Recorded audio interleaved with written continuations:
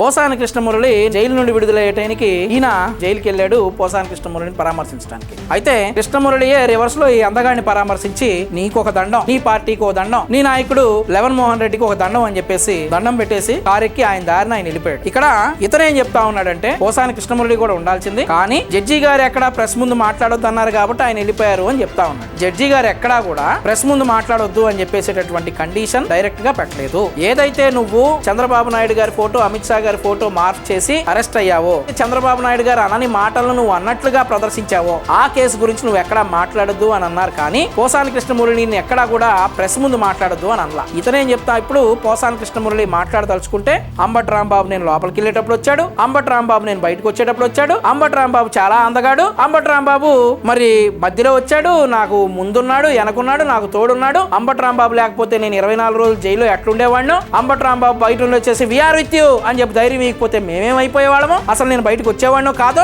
అని చెప్పేసి పోసాని కృష్ణమురళి అనొచ్చు. కానీ పోసాని కృష్ణమురళి ఎక్కడా కూడా మరి ఆ మాటలు కూడా మాట్లాడకుండా తనకి తత్వం బోధపడిపోయి వెళ్ళిపోతే ఆయన తరపున ఈ పోటుగాడి ప్రెస్ మీట్ మాట్లాడటానికి వచ్చాడంట. వచ్చేసి మమ్మల్ని బెదిరిస్తా ఉన్నాడు.